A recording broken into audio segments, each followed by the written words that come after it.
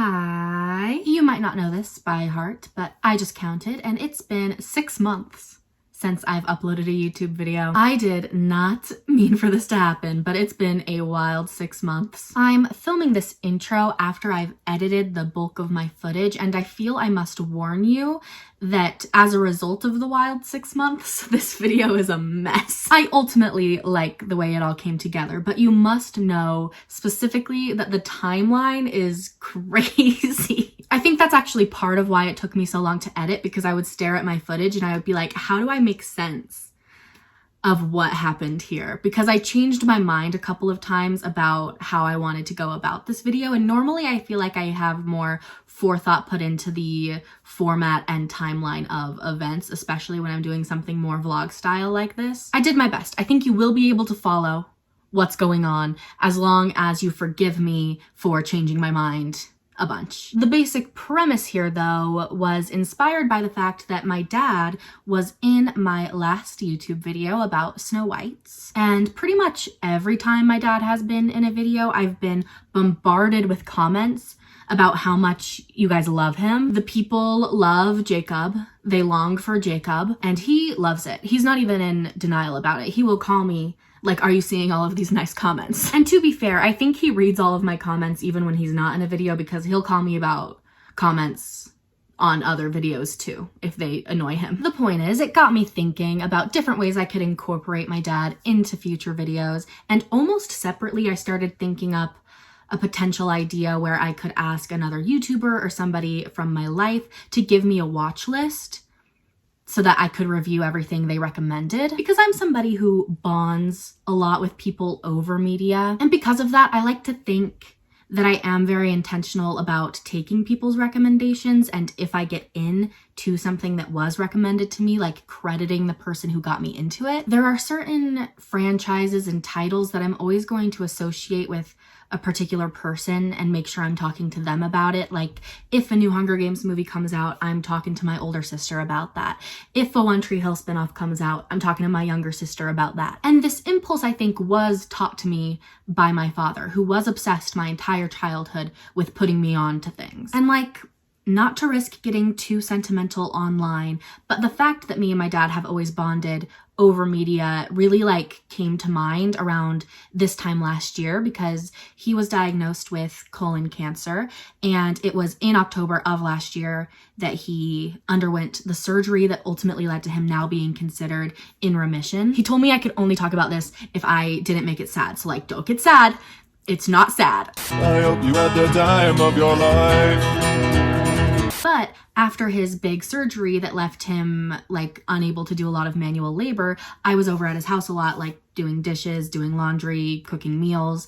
And during that time, I also tried to entertain him, board games, movies, and I let him show me a few movies he'd been meaning to show me. It might actually be kind of a full circle blessing in disguise that I didn't finish editing this video until October, even though I filmed most of it this summer, because I have a distinct memory of Halloween morning last year going through a drive-thru to get coffees on my way to his house, and the cashier asking what I was doing for Halloween. And when I was like, oh, I'm just gonna watch some movies with my dad, they said, that's awesome, you've gotta appreciate the time you've got. And I was like, exactly, because obviously he was actively having a health scare at the time. But in any case, even if everyone's in good health, I think it's such an underrated way to share moments with people you love, just to like indulge in recommendations and show each other things and never like get annoyed by that. And that's sort of the sappy backstory of this video. I told my dad, write me a list of 10 movies that you want me to watch, and I will watch them, then review them on YouTube. Originally, my intention was probably to watch them within a week. I watched them over a month. I think I'll title this video like my dad chose my watch list for a month, even though it was probably slightly longer than a month. You'll see. The point is that the movies were watched the movies were watched and the video was edited and it's gonna be done. I should let you know though that I think all of these movies ended up spoiled, so I will put all of their titles on the screen. And even though it will be a headache based on the timeline of this video, I will put in chapters to the description in order for you to be able to hop around to the movies you want to hear about. The first movie you're about to hear us talk about is Spinal Tap, which we saw at an anniversary re-screening. So off to the races. There he is. The man himself over there. I was just driving right here. I was trying to get your attention so you could see I was the one you were courtesy jogging for. Yeah, well, I saw that after you turned around. Her dad! And I was like, that sounds like Julia! I'm as excited for Spinal Tap as one can be that doesn't know what it is. No idea? Is it a parody movie? Yes. About rock stars? Yes. This is definitely too windy. Yes. He said, you want to take a picture of that? Don't do that to me. Do not make me. I'm just trying to help you out. It's okay. Everybody's a vlogger these days. They're not judging us. Oh, they're totally looking at us. This car just came in front of us. We're trying to do our little Spinal Tap review, and they're right here. Your first time viewing of This Is Spinal Tap. One of the movies that makes me laugh harder than anything in the world.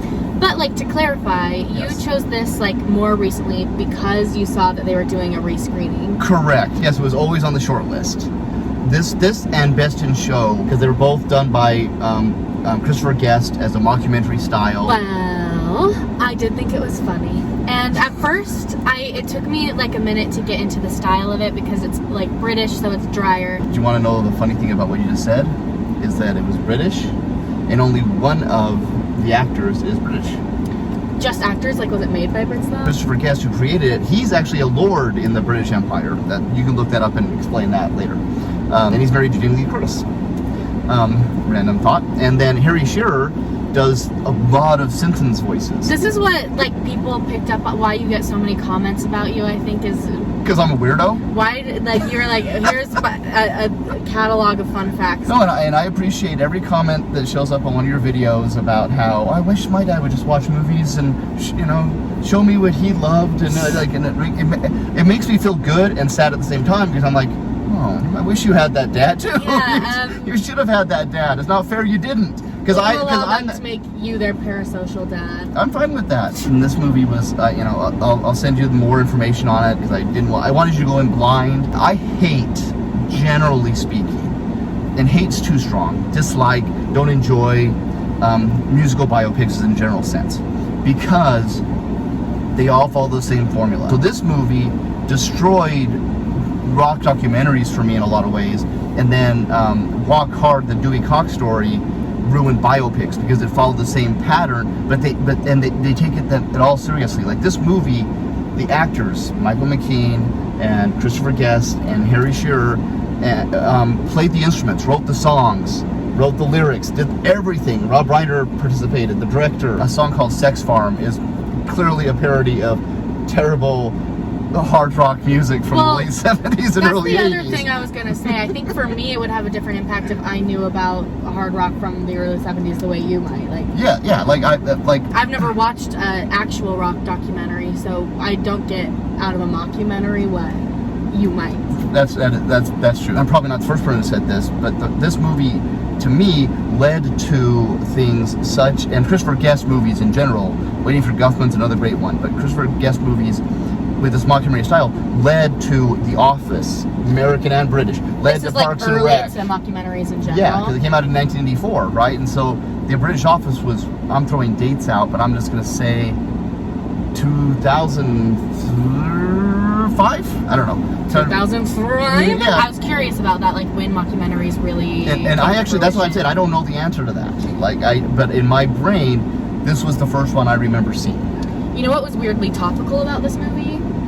Have you seen any of the discourse about Sabrina Carpenter's new album cover? Yeah, I have actually, yeah.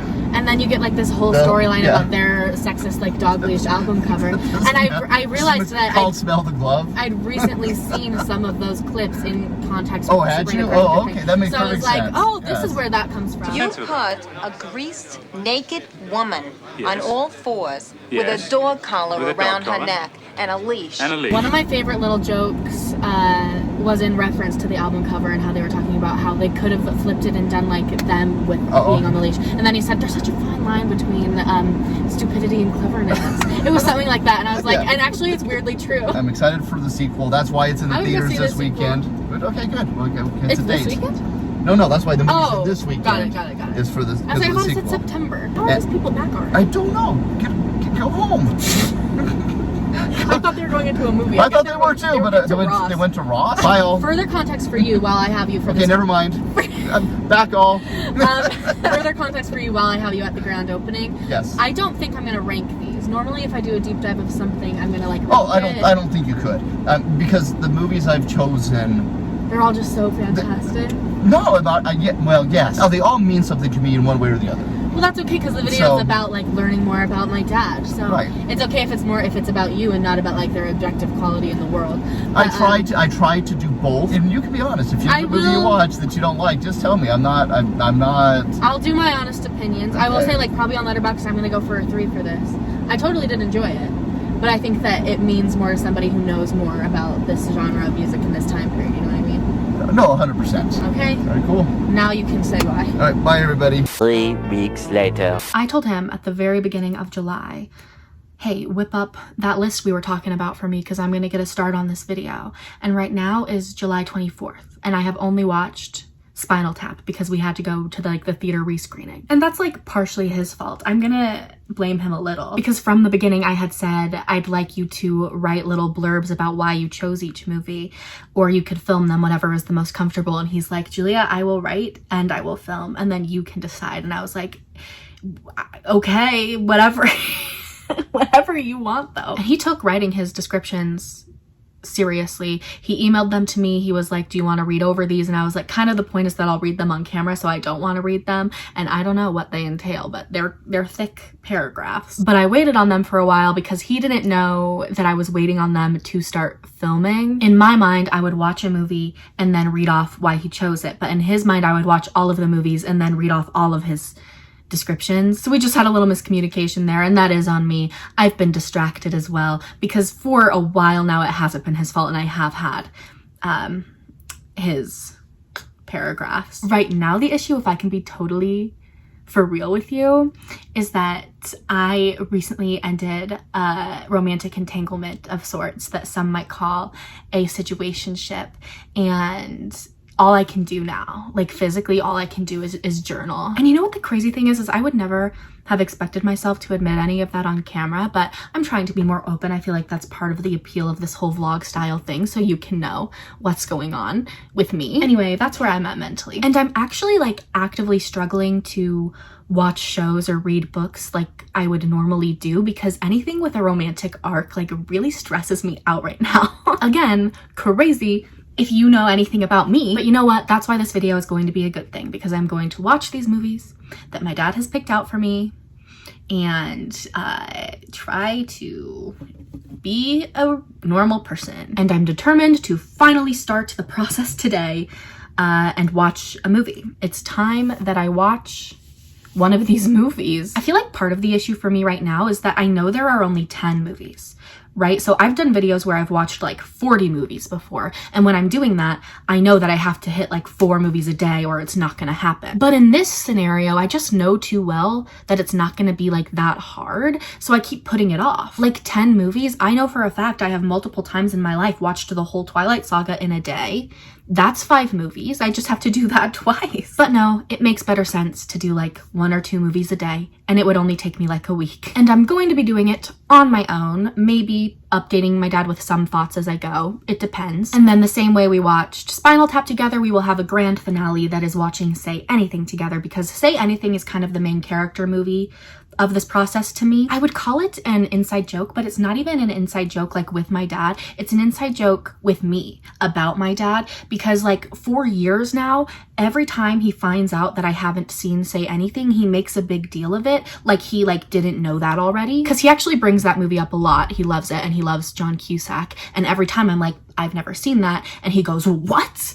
I've failed as a father. That's the exact wordage. And I have to remind him every time, yeah, and actually we've been over this. It's to the extent, and I kid you not, that when I conceptualized this video and like pitched the idea to my dad, I referenced Say Anything as, you know, one of the movies he could put on his list. And he goes, you haven't seen Say Anything? And I was like, no. So that's on the list, and that will be our grand finale. But as far as the order of the rest of them, he sent the list to me in like chronological order by release. That would be this version, but I have made my own version that is my viewing order that is based on like the level of excitement I have to watch it, and I've ended with what I'm most excited to see. I've done it that way essentially so I don't get burnt out. What I have at number 2, so what I should be watching today, is National Lampoon's Vacation. Now listen, like, don't be offended if you love National Lampoon's Vacation. I'm not saying I hate it. I have not seen it, evidently. The reason I think I'm not super excited to watch it is just because it's the one on the list that I was most surprised by. Like, I did not know my dad was a National Lampoon's fan. Like, personally, I didn't know that it was like a larger franchise and it wasn't just like that Christmas movie. Like, I know about the Christmas movie, but that was not a mainstay in our household growing up. If my mom was choosing the Christmas movie, it was like Elf or Love Actually. And if my dad was choosing the Christmas movie, it was It's a Wonderful Life or A Christmas Story. We did not do Lampoon's Vacation, so it just surprises me that my dad is a fan of National Lampoon's Vacation. And I don't know if it's just like this original version I'm going to watch, or like if he also likes the Christmas one. I just don't understand where this came from. And he called me when he was making his list and he was like, have you seen National Lampoon's Vacation? And I was like, no. Have you? Like, I didn't know this was something he would want me to watch. But I'm sure, I guess that it'll be funny. Like, lots of people like it, no? So I went to the store and bought some snacks this morning, and now I'm gonna watch it on my laptop because the internet is out. So I have to use my hotspot. And you know what? I was actually expecting in the comment section under my Snow White video to have a lot of people mad at me for like watching these movies on my laptop in my bed. Like, that's no way to watch cinema. You've got to like watch it on a TV. But none of you said anything like that. And that made me very happy because you guys like understand the hustle. You get my game. We're doing it. We're really doing it. Okay, I finished National Lampoon's and here's the review. I think I'm gonna give it a 3 out of 5 on Letterboxd because it was funny and I liked it and I get it, but it leaned a lot on a style of humor that does tend to annoy me, which is like incompetent dad humor. This is obviously like a mainstay of sitcoms and stuff, and most of the time when incompetent dad humor is used, it is like self-aware. So in this instance, Clark is not meant to be like a stand-up guy all throughout the movie, and like the movie is in on the fact that he's kind of a mess. Like, that's where the jokes are coming from. I just personally struggle with that style of humor, and there are layers to it, like depending on how self-aware the thing I'm watching is. So like a movie I hate is Knocked Up, Seth Rogen, Katherine Heigl, because in that movie, to me, Seth Rogen's character is like a monster, like so incompetent that he is destroying this woman's life. Like, I hate his guts. And even though the movie like understands that he's a little like not meeting the bar, not like rising to the bare minimum, it does, I think, expect you to find it a little endearing. Like, ha ha ha, Seth Rogen, like, that's so funny. That you're a walking disaster who is tormenting this poor pregnant woman. And I can't do it. It like enrages me. Clark is less like that. He's like a regular father guy. He reminded me more in many moments of like a Phil Dunphy. And I'm somebody who like is not as big on Modern Family as a lot of people. I think specifically because a lot of Phil's humor like riles me up more than it seems to the average person. Like, I cannot stand the way that he's always like eyeing Gloria. It freaks me out. It makes me upset. And in this movie, a really similar thing happens. Like, he has this borderline cheating scandal with some woman, and like, you want me to laugh. You think I am gonna laugh at that. So what I'm saying, I guess, is that a lot of the more like low-key realistic humor in this movie didn't do it for me because it just pissed me off. I ended up enjoying the comedy a lot more though. Later on, the more absurd things got, the less in that realm it came off to me. So like my absolute favorite bit was when Edna died in the car and then they strapped her to the top in the rain, and when they dropped her off but nobody was there. So the mom says something like, "You're teaching your kids a valuable lesson about life and death," and the sister says, "Yeah, don't die when nobody's home." Killed me. And then you reach the end and they're like enjoying the amusement park at gunpoint. That stuff did it for me. I enjoyed when it got like more extreme. So that's the Julia take, I guess.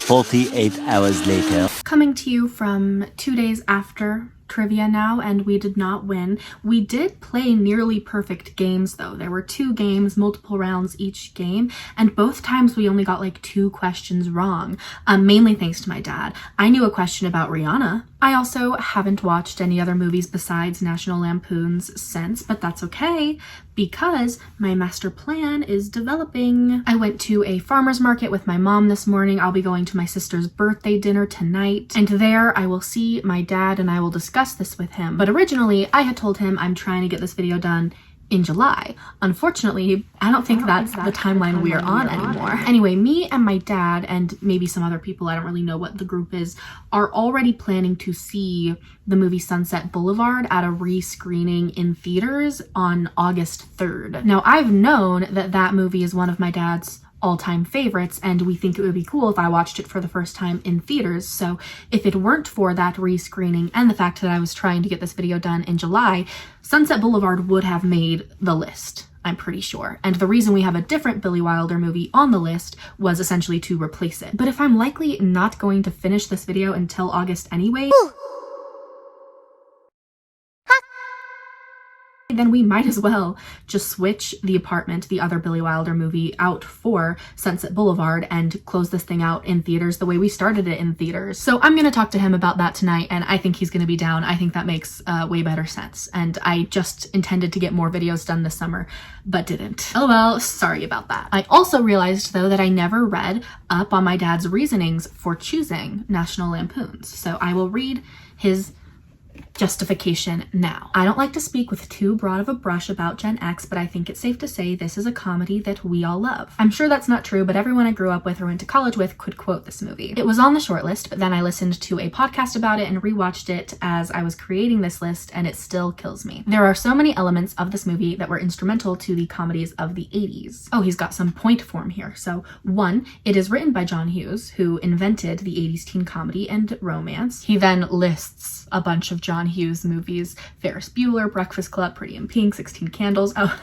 next to 16 Candles, he has parentheses, some yikes bits. I didn't realize that National Lampoons was written by John Hughes, but that makes sense because didn't he also do Planes, Trains, and Automobiles? 2, it is directed by Harold Ramis, something like that. You probably would know him best as Egon Spangler in Ghostbusters, which he co-wrote. I'm glad he put that little context in there for me because now I know who that is, and I didn't know. But he also wrote or directed so many classics, including Animal House, Candy Shack, Stripes, Groundhog Day. It's so funny how IMDb this is. I did not know.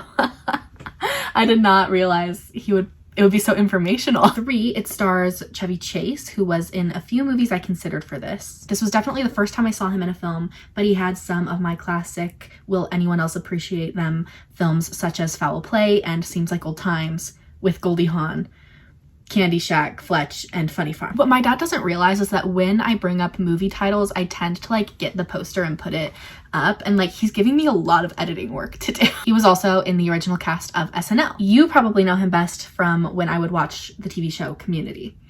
Oh, I didn't realize that was the same guy, but yeah. As with most older comedies, there are a few elements that would not pass the smell test now, which knocked it down to a 4 out of 5 for me, but most of it is still hilarious. This year, we will need to watch Christmas Vacation, which is the only other film in the series worth anything. I think you will see why I laugh, but it did make me nervous to suggest it because it does feel very Gen X. Side note, in each subsequent movie, the kids are played by different actors, including Anthony Michael Hall, who had an insane run in the 80s for John Hughes, Johnny Galecki, Ethan Embry, Dana Barron, and Juliette Lewis. Funny enough, the worst Rusty Griswold from European Vacation is played by Jason Lively, who is Blake Lively's brother. This is just so funny to me, the long lists of names. I did not anticipate this, and he's gonna watch this video and he's gonna feel embarrassed that I'm making fun of it, but I'm not. Like, it's very informational, thank you. I think I expected more like, here's what this movie means to me. But yes, that is our National Lampoon's description.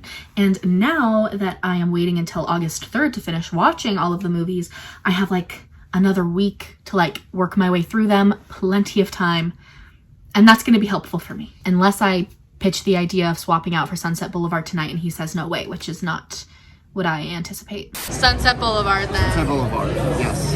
Okay. Boulevard is a very long. It's a good one. Sunset Boulevard is good. Several days later. A couple days since my sister's birthday sushi dinner now, and I regret to inform that I still haven't watched any more movies. Updates as far as what has been going on include that I bought a new candle to close out the summer. I love the way this smells. And then last night I went on a first date, and I'm actually canceling a different first date tomorrow to see that guy again. So it went well. And if you're wondering if now is really the best time for me to be jumping in to something new, I am also wondering that. I also literally just met this guy, so it's not even a problem yet. I'm sure my dad is going to love that the subplot of my video about him has become my love life. Anyway, tonight I am gonna watch movies. I'm gonna watch at least 2. I'm gonna make it happen. And before that, I realized that I never read his explanation behind choosing Spinal Tap because we were able to talk about it in person, but he did also write a blurb about Spinal Tap. Oh, and it looks like he wrote it after we watched it together because it references that. I explained some of this after we watched it in theaters for the 41st anniversary, so I won't go too far into this, but this movie makes me laugh so hard every time I watch. As you saw, he was laughing while we watched it. But I do want to really recognize director and star Rob Reiner. He was both the director and star? Hold up. Oh, star because he was like directing and interviewing the mockumentary, like within the mockumentary. Got it. Okay. He is American comedy royalty, being the son of Carl Reiner and starring in the TV show All in the Family, which is famous for making fun of bigots while somehow making bigots think the main character Archie Bunker was a hero versus a villain. It really could not be more obvious, but bigots are stupid, you know. Anyway, I'm getting a real kick out of these. This is just not what I expected. Like, I didn't expect to read about why my dad chose to make me watch Spinal Tap and find a whole little paragraph about the misinterpretations of the thematic content of All in the Family. But I guess this is where I get it, because this is what my YouTube scripts are like. We'll be talking about one thing and then we're over here. Anyway, he had one of the best directorial decades of all time. And then he put a listicle of the years that these movies came out and all of the movies. He directed When Harry Met Sally. Hold the phone. That's crazy, because I guess I associate it with Nora Ephron, who wrote it, but I never knew who it was directed by. And then he says, I skipped North from 1994 in this list because woof, but it led to some hilarious comedy. Because woof, I've never heard of this. What is this? Okay, it looks like it has bad reviews, so maybe my dad just meant it's a bad movie and that's what's woof. And then he put a quote from a Roger Ebert review of North. And it's a funny review, but I don't know what it has to do with Spinal Tap, Dad. I hated this movie. I hated this movie. Hated it. Hated every simpering, stupid, vacant, audience insulting moment of it. And I guess, according to my dad's description, that there's also a whole book that compiles Roger Ebert reviews that is titled after that review, called I hated this movie. Now that is funny stuff, says my dad. Rock on, Spinal Tap. Okay. Anyway, I sort of scrapped my watch order because now we'll be doing Sunset Boulevard last, and that pushes everything all around. So just vibes based, I'm going to decide what to watch tonight. But I still want to save the stuff I'm most excited about for last. So I might tonight go with The Sting, because I just don't know what that is. And now I'm reminded that my dad actually sent me a text because I have been making fun of him for his list not including any movie except for Kiss Kiss Bang Bang that was released this century. Not that I actually mind, like I just like to tease him. And he has sent me justification for that as well in a voice note. I had a realization about a comment you made yesterday about how on my list there were no movies, or only one movie, I should say, from this century. And what that is since about 2010-ish or so, if there was an important movie or a big movie or something that I thought that you'd like to see, we've gone together. So, you know, Kiss Kiss Bang Bang was kind of about that range where you were a little too young to watch it at that point.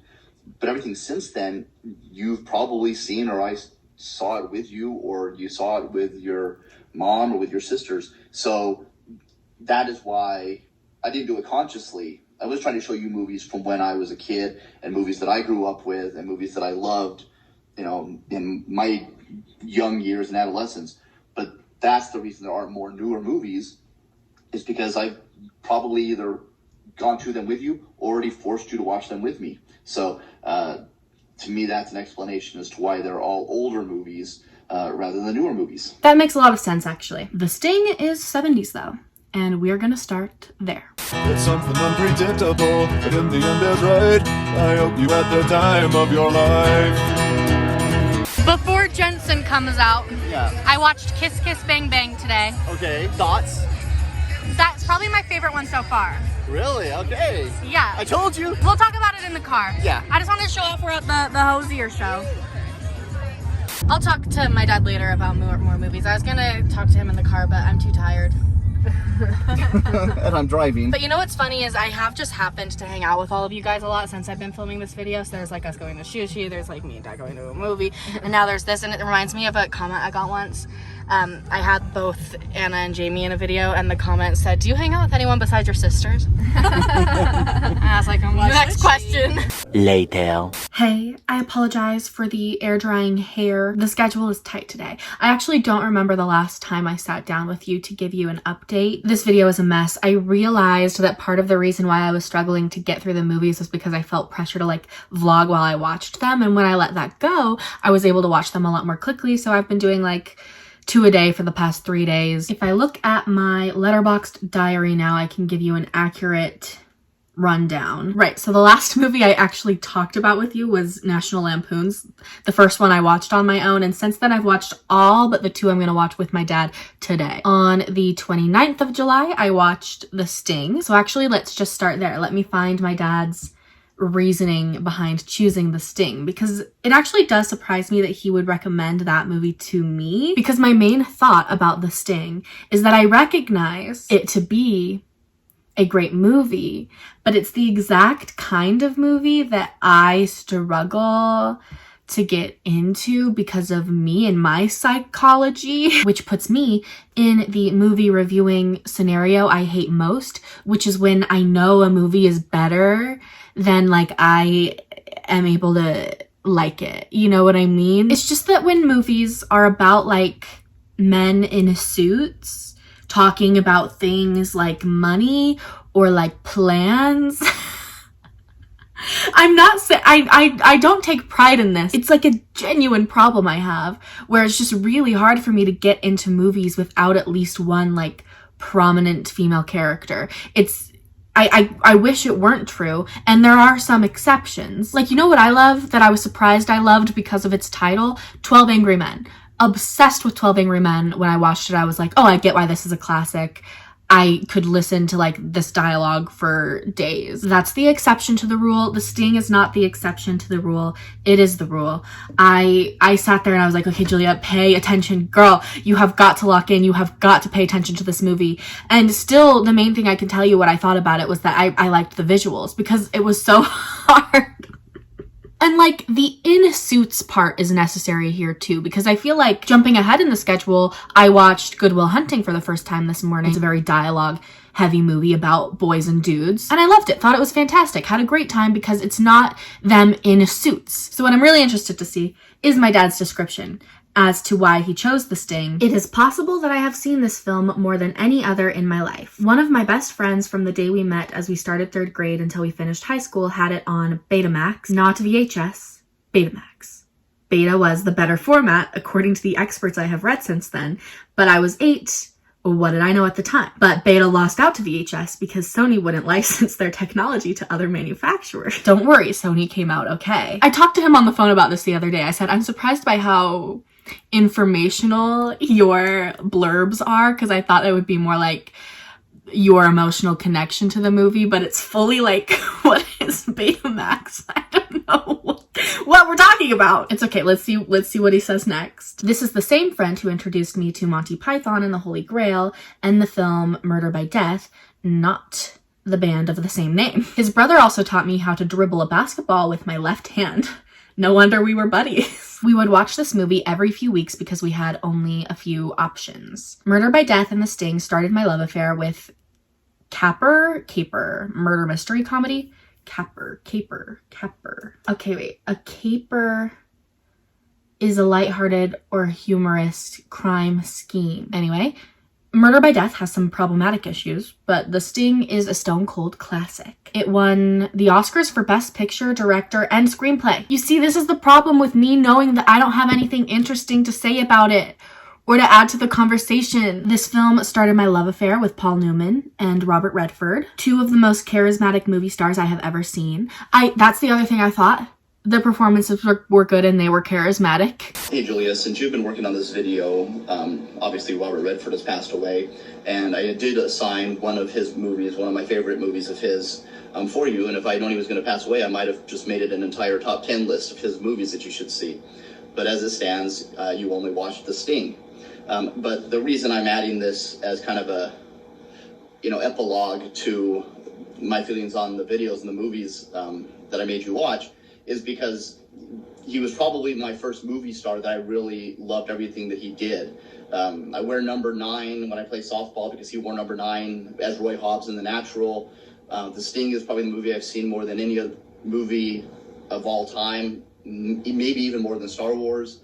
Butch Cassidy and the Sundance Kid had lines that my mother used to quote constantly, and you had on top of that he created the Sundance Film Institute / Sundance Film Festival.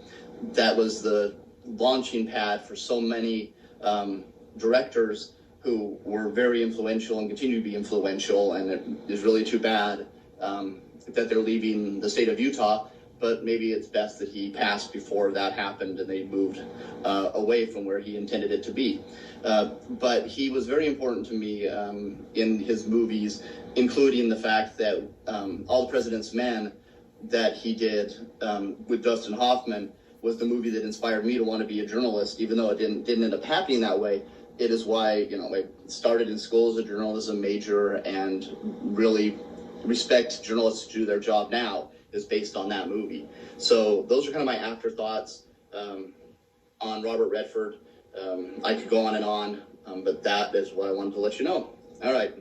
Bye. It also marked the first time I had seen Robert Shaw, though you probably know him best as Quint the Shark Hunter in Jaws.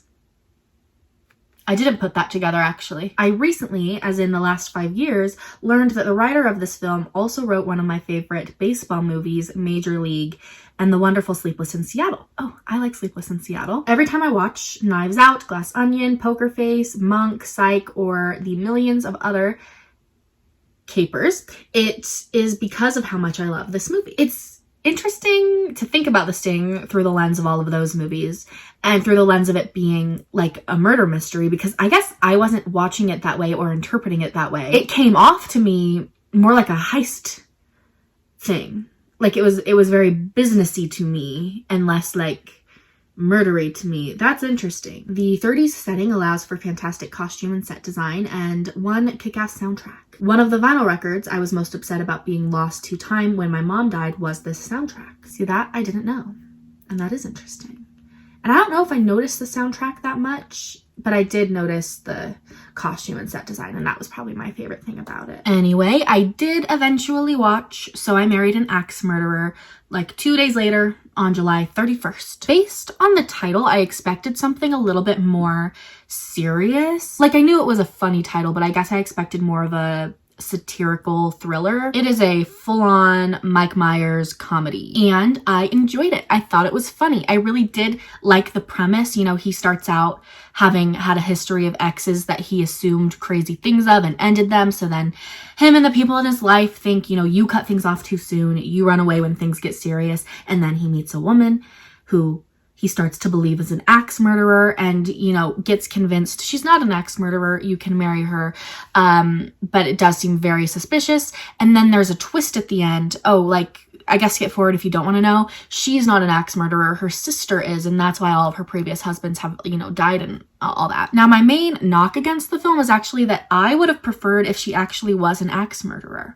You know, that was more funny to me. And I guess, like, the murderer being the sister is what allowed for the happy ending where they still end up together. But in my mind, they could have, like, had her be an axe murderer and had them still end up together. Like, she could have been like, you're the first husband I don't want to kill.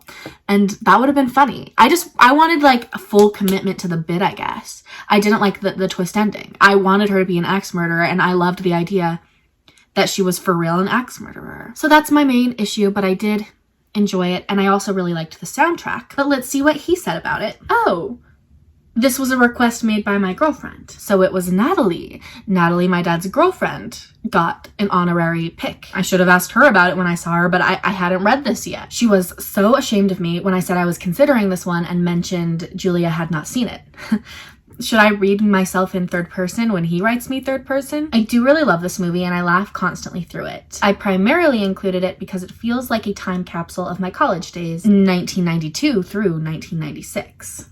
He gave us the guideline there in parentheses. There probably isn't a week or a month that goes by where I don't do my best impression of Mike Myers as the father yelling "head" at the younger son. Head! Move!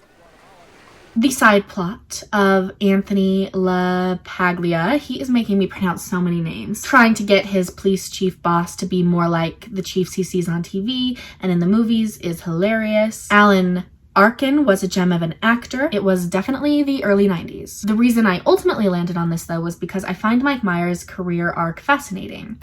He first popped up on The Social Consciousness during his time on SNL. Of all the former SNL stars to make it in big movies, he seemed like he would be as long-lasting as Bill Murray or Eddie Murphy, but it didn't turn out that way. He hit it huge with the movie Wayne's World, which I also have not seen. I considered that for this list, but I wasn't sure how it would hold up with pop culture references. He then went on to create Austin Powers and voice Shrek. This I knew. I knew the Shrek one. The box office numbers of those two franchises is insane. But after the failure of The Love Guru, which deserved to fail, he put in parentheses. I did not expect my dad to read Mike Myers for filth here. Why are we eulogizing Mike Myers here? I'm just really curious what his career would be if he had not hit it so big with those characters. So that same day, I watched The Big Lebowski, and I actually thought there was something very similar about the way So I Married an Axe Murderer and The Big Lebowski are both movies that are just like carried by a premise or more like a log line. So like you can imagine the pitch meeting behind So I Married an Axe Murderer, and they're like, sounds funny,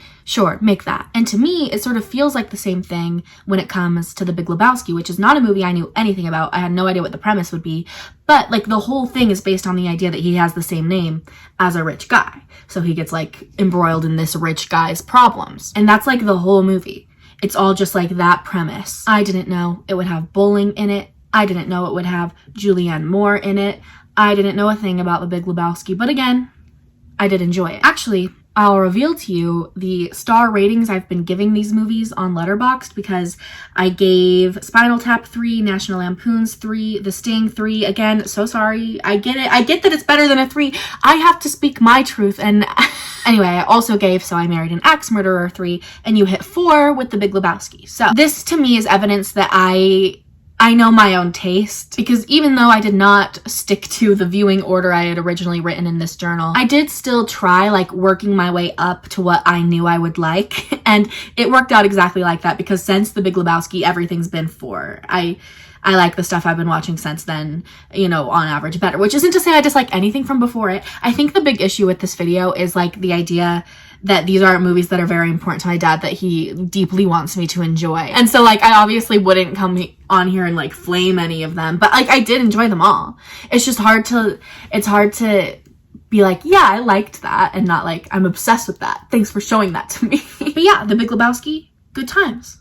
It's funny. I liked it. Let's see what my dad has to say about it. I'm not sure if you have seen any Coen Brothers movies. Let me look this up because I don't know either. I've heard of many of these, but no, I have not watched any of them. I would most like to see No Country for Old Men. I've obviously heard great things about that. And Drive Away Dolls I wanted to see. But yeah, none of these. I have not seen a single one of these. Reviewing their filmography in making this list, I do not recall taking you to see any of them. So it's his fault, right? If anybody's mad at me for not having seen any Coen Brothers movies, we can all agree Julia's dad's fault. So I had to pick one and decided this one in a lot of ways is their most culturally relevant. It isn't their best. Fargo is, in my opinion. It wasn't their most successful.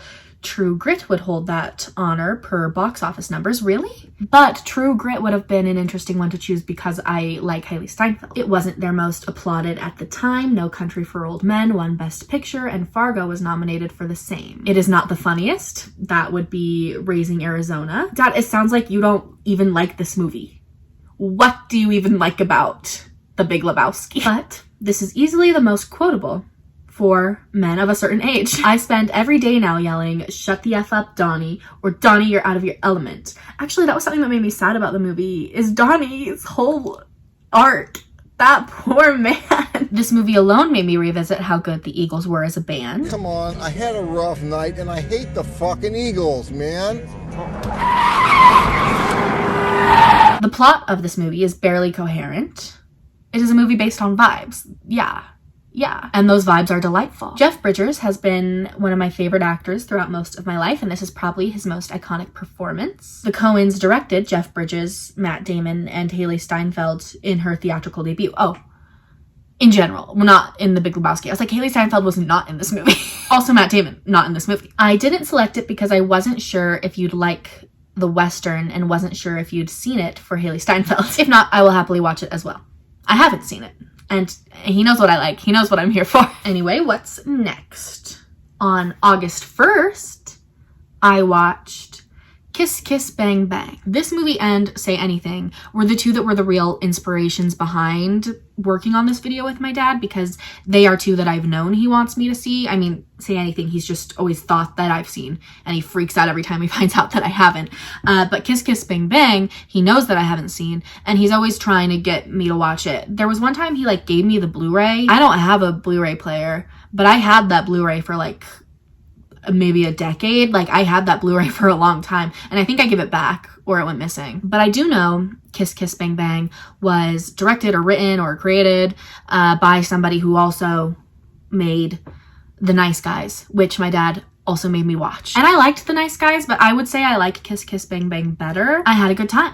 I enjoyed it. I liked its sense of humor. And for no particular reason, I think what it reminds me of that I enjoy is the underrated movie adaptation starring Steve Carell of Get Smart, and Anne Hathaway is also in that. I like that movie.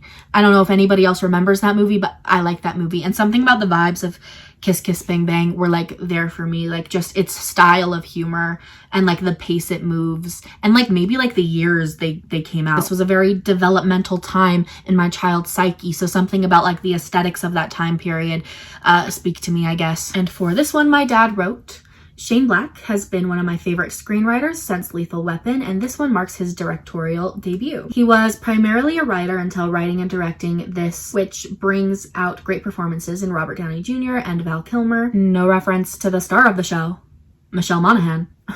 But okay. This movie was released before Downey showed up in Iron Man, and was kind of a return to the spotlight for Kilmer, who was fantastic throughout his life, even when the movies weren't quite there. I know I finally got you to watch The Nice Guys, which was Black's follow-up to this, so hopefully you like this one at least as much. I chose this over other Black movies because it is one of my favorites, but it also points back to my childhood when I saw Lethal Weapon for the first time. The mismatched cops, detectives, private investigators who trade jabs for 2 hours is Black's specialty, and really reminds me of the fast-talking movies of Billy Wilder to bring it full circle. So anyway, the night of watching Kiss Kiss Bang Bang, I went to a Hozier concert with my family, and then the day after the concert, as in yesterday, I watched A League of Their Own. So the thing about me is that I don't follow sports. I don't follow any sport, and for that reason, I also don't really follow sports movies, but when I watch them, I do like them. I have like a gaping hole of knowledge where it comes to sports movies, and there are probably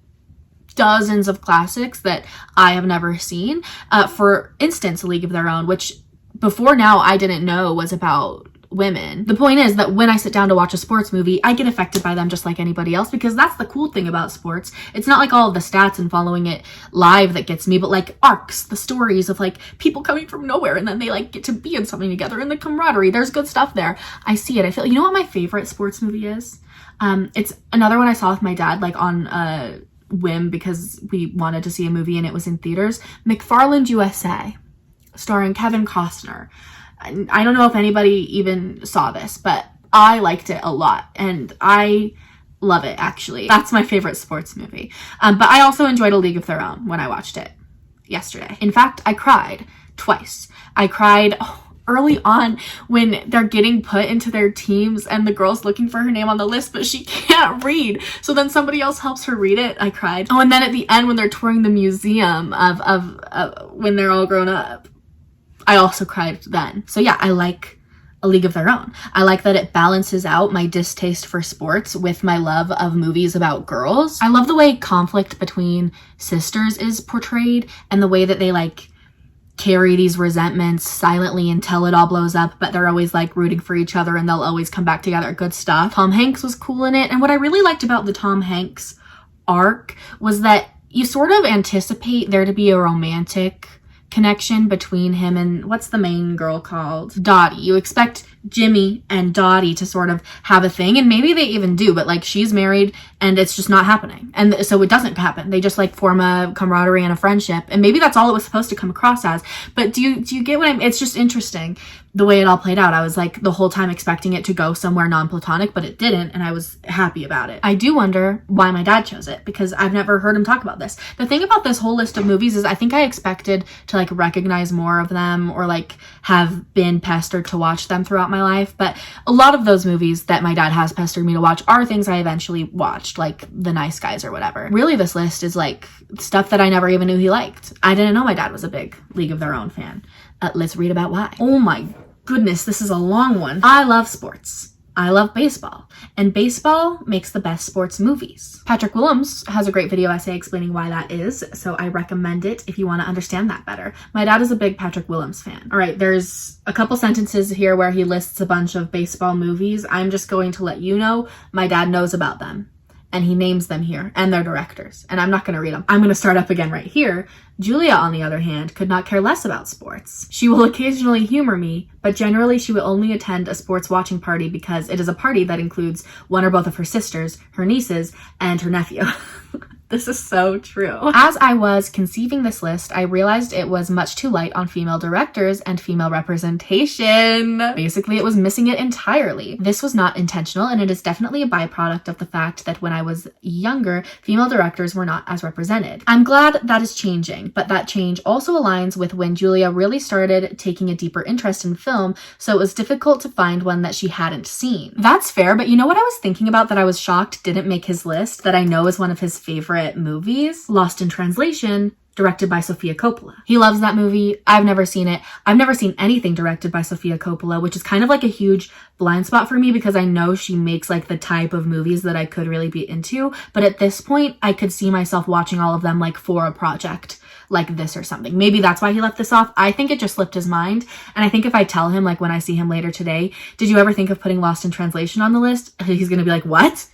Have you not seen that? Anyway, I considered Fast Times at Ridgemont High, directed by Amy Heckerling, but I already had a Cameron Crowe penned movie. I thought about Point Break, directed by Catherine Bigelow, but Julia has seen that one and enjoys it. Then I remembered how much I love this movie, and of all the sports movies I could choose, this was the one that she would like best. Good guess. A League of Their Own is a fantastic movie directed by Penny Marshall. She's able to capture the heart of what makes baseball special while telling the fictionalized story about the All-American Girls Professional Baseball League. Geena Davis is absolutely perfect. Madonna gives her best performance as an actor and wrote a perfect song for the closing credits. I didn't realize Madonna was in this. Who was Madonna in this? I actually am now picturing the team. I think I know exactly who Madonna was. How would I have recognized her as Madonna when she is brunette in it? Whatever. I love Tom Hanks, and he has given so many classic performances, but this is a top one for me. Side note, Anne Cusack is also one of the Rockford Peaches, and she is the sister of John and Joan Cusack. My dad loves the Cusacks. We could talk about that today because we're gonna watch Say Anything today. Anyway, finally, this morning I watched Good Will Hunting, which I saved for last besides the ones that I'm going to watch with my dad today because I was positive I would like it. I see clips of it on occasion. It's obviously like a classic. Everybody loves Good Will Hunting. It's one that I can't believe I haven't watched. And what do you know? I liked it. Of course I did. It's like dialogue heavy and introspective, and it's got that classic like Cinderella story hook of an undiscovered genius. I had a good time. I don't know what I could say about it that you don't know already. Based on where I'm at in my love life, I'm just glad that I watched it now as opposed to like a month ago. A month ago, that movie would have killed me. But now I'm like fine, so it's all okay. But anyway, despite the fact that it's so famous and beloved, and I know my dad is a big fan of all of those actors, I didn't know that my dad was like a big Good Will Hunting fan, so I'm interested to see what he wrote about it. As with many people, this is the year that I discovered Ben Affleck and Matt Damon. Oh, not like 2025, like 1997 when the movie came out. I was really caught off guard. I was like, what do you mean this is the year you discovered Ben Affleck and Matt Damon? Especially because I know he's a fan of both of them, because the other day we went to the theater to watch Dogma. Let's resume. They have been fixtures in my movie life ever since. People love to rag on Affleck specifically, but I will always come to his defense. And I can confirm this to be true. I never even say anything about Ben Affleck because I don't have any prevailing thoughts on Ben Affleck, but my dad, every time we see like a trailer with him in it, he'll be like, and people say a lot of things about Ben Affleck. I'm like, okay. To this day, he is still the youngest winner of the Best Original Screenplay Oscar shared with Damon, and he won the Best Picture Oscar for Argo, which he starred in and directed. He has made stinkers as well, of course, as all performers do, because everyone needs to get paid. His are primarily due to the bane of my existence, Michael Bay.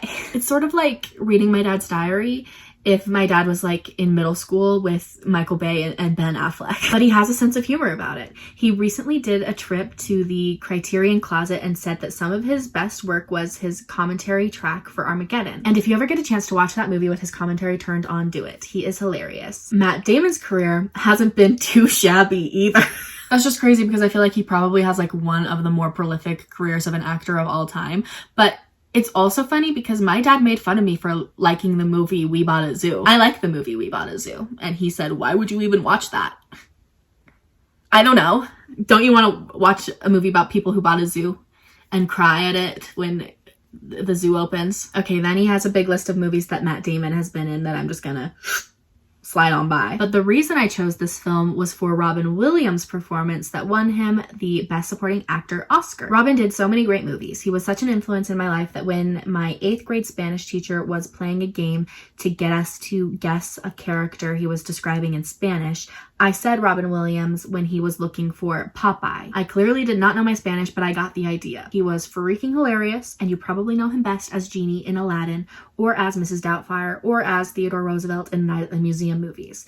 I haven't seen Mrs. Doubtfire, but I do probably know him best as Genie in Aladdin. But to me, his best roles were dramas or thrillers. Good Morning Vietnam allowed him to use his improv skills as a DJ during the Vietnam War. Oh, in parentheses, he wrote American War to those in Vietnam. Dead Poet Society, another one I haven't seen that I should watch and think I would like, which Natalie, my dad's girlfriend, loves. His death is one of the most depressing celebrity deaths for me. Every scene between Williams and Damon is worth watching as part of the movie or as clips. Those three actors are so interesting and have done so much work that they have to have separate Wikipedia pages to list their films and or accolades. That's a legacy. So I guess Good Will Hunting was mainly like an actor-based decision because we got a little bit about each of those three guys. I will say the part of the movie that he didn't really reference that was probably my favorite part was like the romantic arc. That's just me. That's just how I watch movies, I guess. So anyway, I have his justifications behind choosing Say Anything and Sunset Boulevard. And today I'm going to go to his house. We're going to watch Say Anything and then go see Sunset Boulevard, and we'll film some and talk about stuff. Though we actually don't have that much time. The movie's at like 4, it's like 1. So that's the rundown. I've got to go. A little longer than a few minutes later. Change of plans. I didn't get out of the house on time to watch Say Anything before Sunset Boulevard, so we're gonna go to Sunset Boulevard in like an hour and then come back here and watch Say Anything. But that gives us the interim to talk about all of the movies that I talked about this morning that I've already watched without him. I'm scared now. Scared now to talk about all of them? Yeah, no, just because these are movies that I watched as a kid mostly, and they meant a lot to me and in my life, and so I'm scared to hear your say and what you think, your opinion. He did also want to address that his descriptions are very IMDb. It was. And I realized it as I sent it was like, that doesn't explain why. It was the detail of the movie, and you could have looked that up anywhere. Wikipedia exists. I'm trying to think of what really cracked me up this morning. Oh, it was maybe The Sting, and you were talking about how one of your the VHS and beta difference. Yeah, and I was like, he was reading like a couple sentences about the beta it was. thing and the VHS, and I was like, wait, what does this have to do with anything? It had nothing at all. But that's as good a place to start as any, because Sting chronologically is the first one I watched after the National Lampoon's. Yeah, no, so The Sting is the movie I have probably seen more than any other movie in my life, because my friend who had a beta player versus a VHS, and I go to his house and we just watch The Sting over and over, and I honestly do not know if I ever understood it until I was older. I don't know if I understand it now. Because it's very convoluted. It's so colorful, and the music is awesome, and the setting is awesome, and the acting is awesome. And it always sucked me in. I was 8 years old. I love a good con. I love a good mystery. I love something that is written and set up so well. That twisty. And the fact that in the end, nobody really got murdered. They just stole from the rich gangster. I kind of like it. So this is why it wasn't a murder mystery to me. No, it wasn't a murder mystery. No, it was a con game. Okay, that's what I thought, and that's what I was really confused. I was like, did I not even know what that whole movie was about? What'd you give it on letterboxd? A 3. I really thought you'd enjoy that one more. I did enjoy it. No, I maybe this is one I have to watch with you and pause it. This is what's happening. See, this is what's awesome. I'm gonna do my damn to not do that during Say Anything. Like that one is probably a lot more my speed. It might be, but we'll get to there. We'll get there. Okay, so The Sting 3, I give it 5. Fine. I still love you. I'm trying to remember what I watched next. Oh, So I Married an Axe Murderer. Okay, so this is one that was put on the list because Natalie wanted it. Because Natalie wanted it. My girlfriend wanted it. She's not an axe murderer. Yeah, it was the sister. That was my number one problem with the movie, because I did enjoy it. I liked that the whole thing was based on the But you wanted her to be the killer. Yeah, no. For me, the whole thing has always been about Mike Myers' career trajectory. Yeah. Because you wrote about that? I did. Because it's so weird. It's so weird to me. This is like the one movie where he's like a normal person. He's not that normal. Well, no. But my favorite part of that movie, which is what nobody's favorite part of the movie is, but Alan Arkin's the police chief. He's like, Chief, yell at me. And it goes back to my love of, like, you know, the buddy cop thing. Hilarious to me. The buddy cop thing is a real through line of your choices. It is. Probably The Big Lebowski was next. I thought you just watched that the other night. Yeah. Okay. You wanted to binge? A lot happened in the last 2 days. 3 days? Okay. I weirdly, because I was watching it right after So I Married an Axe Murderer, I like drew a comparison between them, and that their whole like identity, like their whole plots are based off of like just a log line, like just a premise. So like, So I Married an Axe Murderer, it's like, what if you married an axe murderer? And Big Lebowski is just like, what if some rich guy had your same name? And there's not that like much more to it than that. Like, it's just all of the rich guy's problems on this guy. Yeah. And I liked it. I thought it was really funny. What did you find funny about it? Whoa, okay. You're making me analyze it. Let me make you analyze it a little bit. Yeah, you can't. That's the problem with The Big Lebowski. The story is kind of outside. It's just about the moments. Like, it's just moments that make me laugh. You know what got to me was the ashes. When Donnie dies. Yeah, and not even like them flying into his face, but just them like arguing about not wanting to buy the urn and then putting it in the Folgers can. And it's funny, like the whole, when he walks down the stairs in the dream sequence and they're playing the first edition. Oh, I forgot about the dream sequence. It reminded me of the elephants in Dumbo. It was just like... Yeah. After The Big Lebowski, I watched League of Their Own.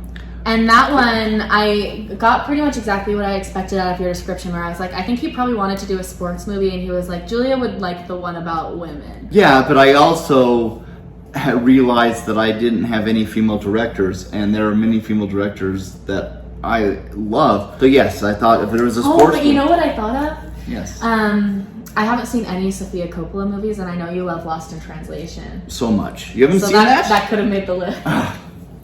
I knew it would upset you. Oh. Okay, so... Alright, yeah, so I needed a sports movie because you could not care less about sports. And A League of Their Own is a pseudo-true story about when the men's baseball players had to go fight in World War II, where they decided they needed to still make money, so they created a women's baseball league. I just love that movie, and it's a sports movie I thought you would enjoy. So what did you think about it? Oh, I enjoyed it, and I cried twice. Okay. I cried in the beginning. There's a girl looking for her name on the list, but she can't read. No. And then when they're touring the museum at the end, and they have I can't remember who the guy is who plays the adult of the kid, and he's like standing there next to his mom. Yeah. Shit, I'm gonna cry now. Sorry, didn't mean to swear, but like, no, that movie makes me tear up many, many times. Then I think there's only one more, which would be Good Will Hunting. Is that really at the end? Okay. Because we watched Spinal Tap together, we talked National Lampoons, we've just talked Sting, So I Married an Axe Murderer, Big Lebowski, League of Their Own. We're getting to Good Will Hunting. Okay, well then we're gonna do Sunset Boulevard, Say Anything. So what's the one we're missing? It's gonna take me a second to find the list. I feel like we're missing one. Oh, Kiss, Bang, Bang! Yes. That was before League of Their Own. So let's talk Kiss, We had a little break at the concert the other day where you said it was your favorite one so far. Yeah, and since then I've watched League of Their Own and Good Will Hunting. I think I'd like both of those more. I think I was very good at predicting what I would like, and I worked my way up to the things I like best. Kiss Bang Bang I did enjoy, and I would say your thing said, I hope you like this as much as like The Nice Guys. I think I like it better. But I also really liked Michelle Monaghan's character, and the fourth wall breakage. I liked it. It's just my vibe. So I don't want to spoil anything for Sunset Boulevard, but I'm not gonna. But it has a voiceover as well. This movie, to me, has that same vibe. I think like good narration in a movie is so valuable because it can be done poorly so easily. Like it can be nothing or whatever. Yeah, there's so many that are poorly done. Yeah, but that's one of the things I love about like Mean Girls, like my fave. I think it has great narration. Yeah.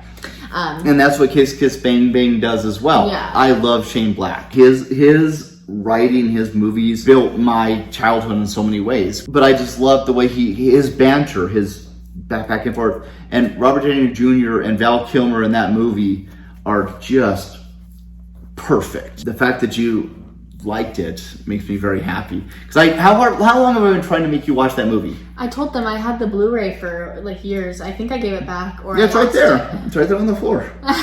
Good Will Hunting. Okay. So Good Will Hunting, I was sure I would like because it's like a classic, and it's one I've been meaning to watch before you even put it on the list. Yeah, good stuff.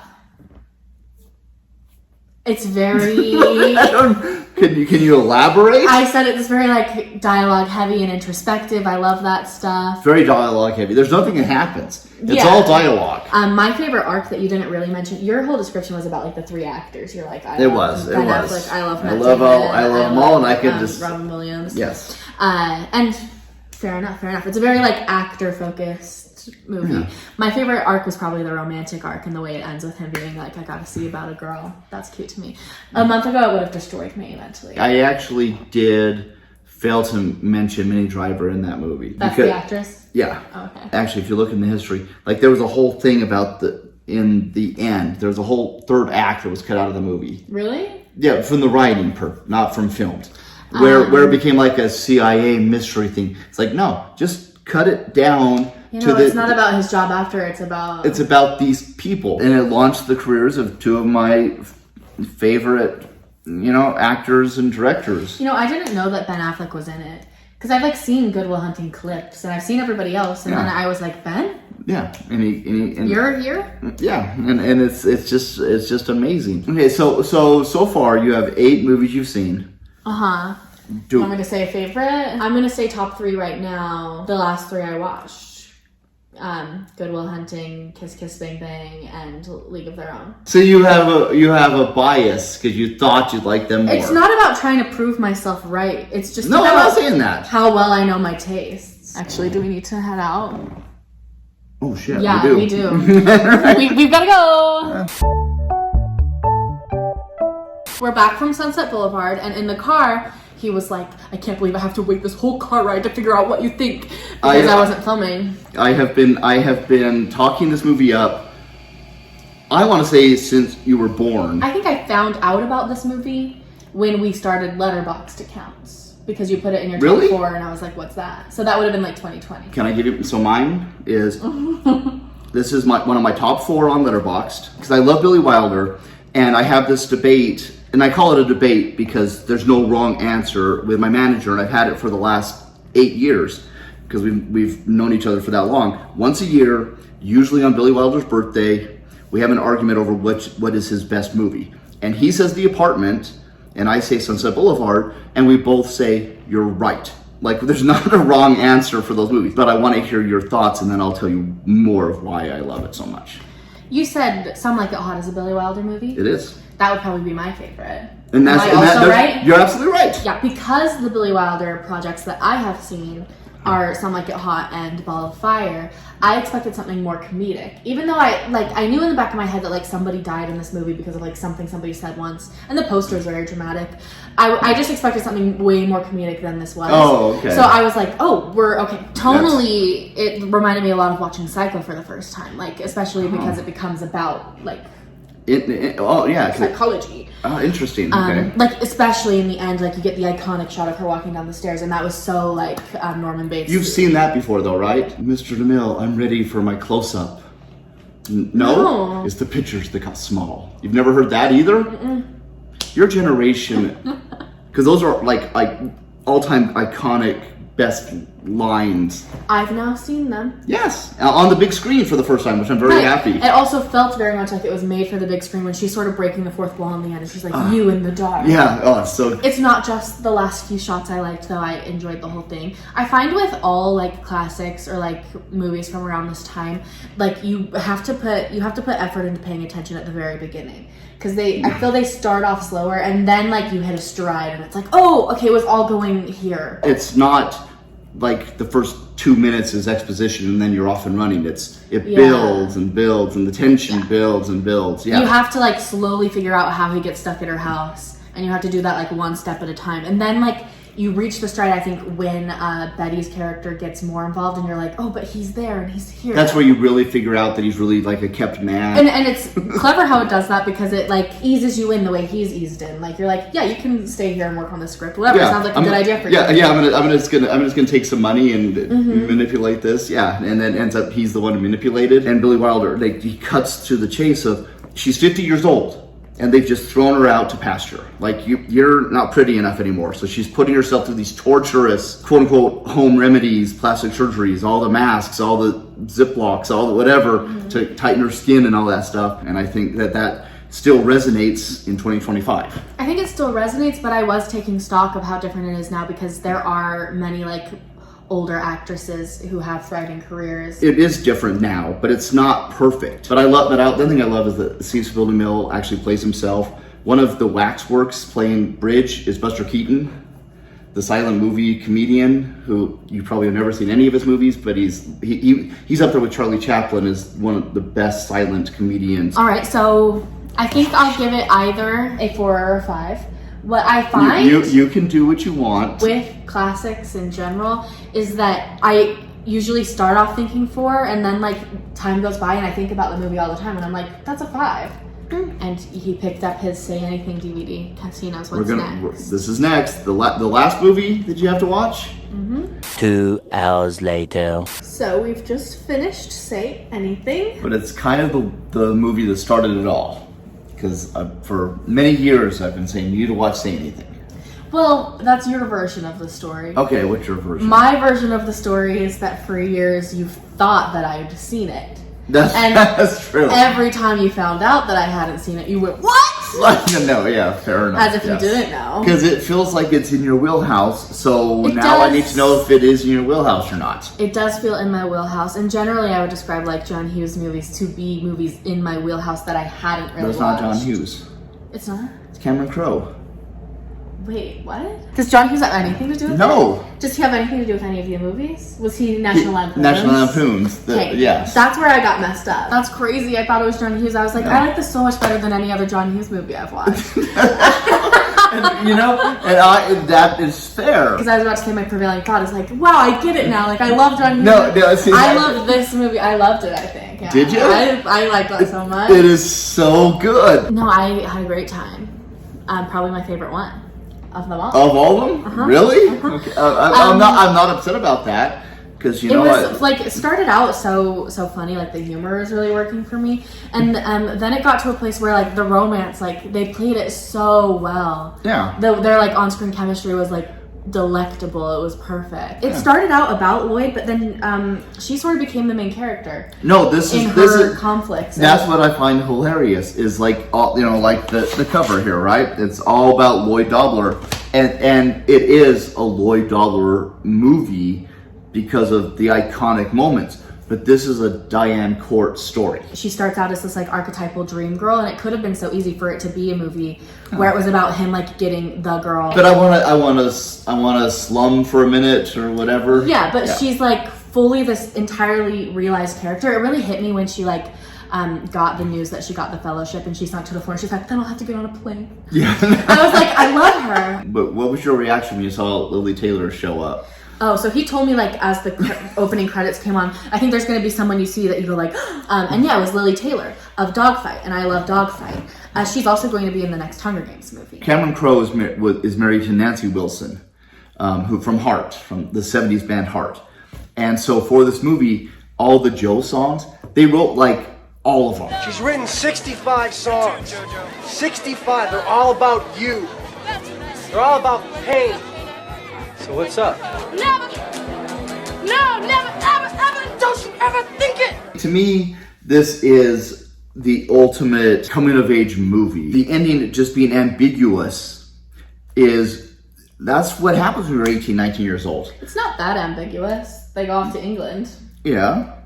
But, I mean, I get, like, the idea of, like, you wait for the light to come on, you see if it will all work out. Did you read my thing I said about Chuck Klosterman's thing about Say Anything? No. So Chuck Klosterman is the author of the book?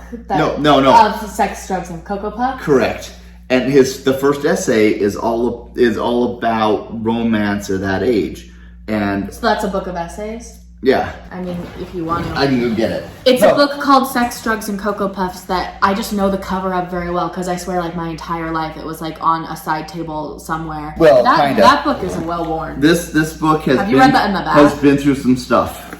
Show it sideways. Whenever I meet dynamic Americans, I notice that they all seem to share a single unifying characteristic: the inability to experience the kind of mind-blowing, transcendent romantic relationship they perceive to be a normal part of living. And someone needs to take the fall for this. So instead of blaming no one for this, which is cowardly, or blaming everyone, which is kind of meaningless, I'm going to blame John Cusack. I enjoy John Cusack in Better Off Dead and One Crazy Summer, but this is the movie where I developed my man crush on John Cusack. And he loves John Cusack. Love John Cusack. And this movie was one that I tried to get people to go with me. I was 15 and I nobody would go and I couldn't drive yet, so I rode my bike to the movie theater and watched it by myself because I wanted to see this movie. But to me, High Fidelity, which is also in my top 4, to me it's a spiritual sequel to this movie. To me, Rob Gordon, he got dumped by Diane Court and now he just owns a record store. And so wow. And so that's a horrible thought. No, it is. No, I see the likeness in terms of like romantic notions being, you can interpret them as either romantic or like if it's truly over, then it's just like just back off. Yeah. If you listen to Cameron Crowe's commentary on it, he helped create this character. Like that scene at the dinner table with the friends. I don't want to sell anything, buy anything, or process anything as a career. I don't want to sell anything bought or processed, or buy anything sold or processed, or... That came from like what Cameron Crowe calls a manifesto that John Cusack brought to because he said Lloyd has to have a point of view. Say anything, 4 or 5? I'm gonna 5. Oh! What have you learned from this? What I've learned is that I need to be better about explaining why I love something in writing. And so I'm not I don't want you to have to learn that. A human IMDb. It was good. Your descriptions were good. They were good. If you love something, share it. Because, especially now with AI coming in, it's like you have to share what you love so that people know the authentic versus the garbage. All right. Any last words? Go watch all these movies if you've not seen them. I recommend them, and Julia does not hate them. I do wonder how this will turn out. We'll see. Thousands of tears later. Okay, so for the record, because I switched from the apartment to Sunset Boulevard, I actually don't think I have a blurb written about Sunset Boulevard from him, but luckily we got to talk about it with him. And I do have something here about Say Anything, but it is mostly that stuff about sex, drugs, and Cocoa Puffs that we went over in person as well. So I'm gonna leave this here. And instead, I will conclude by saying that I pretty much have the same takeaway as my dad. I mean, not that he needs to do better at expressing why he loves something in writing, not that part. He did great, But like he said, I think it's important to share what you love, perhaps because of AI, but also just in general. The more that I have transitioned into this vlog style since I started my job at an elementary school, the more that I really appreciate my channel as a time capsule of my life right now. And I'm not saying I'll never make a scripted video again. I do actually kind of miss it because the editing process is so much harder this way. But I guess that's part of why I felt the urge to be like honest about my romantic troubles this year and honest about my dad's cancer treatment and all of that stuff. Because one day, hopefully, I'll be in my 50s like my dad, and I will have videos of me at 26 living my life, sharing my opinions on stuff. And now, at that point, when my dad is in his 70s or whatever, I will also have that of him at this time. That's sort of the way I've been retraining my brain to think about social media, less as a performance for like metrics or algorithmic success and more as a time capsule. Like your Instagram account, that's your scrapbook. Those are your memories. You are capturing moments of you in time, just like these movies capture moments in time and actors in time. Sorry, I may be going a little too far with this. Anyway, I hope you liked this video. Comment only nice things about my dad. I mean, I know I don't have to tell you not to say mean things because you love him, but just in case. My dad was kind enough to write me a bunch of words for this video and star in it. It was a lot of work actually that I made him do. So be nice. Actually, I'm more worried that you guys will be mean to me because of like not understanding the sting properly. And also I had like a Phil Dunphy take in here that I am very concerned will get some hate comments. The weird thing about Modern Family and really any sitcom is that you can take a character and pinpoint specific moments that make them look evil. And it just sort of depends on the character and the specific quirks that they show, whether or not you're gonna jive with them. And I can appreciate the Phil Dunphy good moments where he's like a good dad and stuff, but I hate the like dumb husband moments. I don't like those. Now less than ever. Like if you guys thought I was a man hater before, after this year, except for my dad. My dad's a man that I like.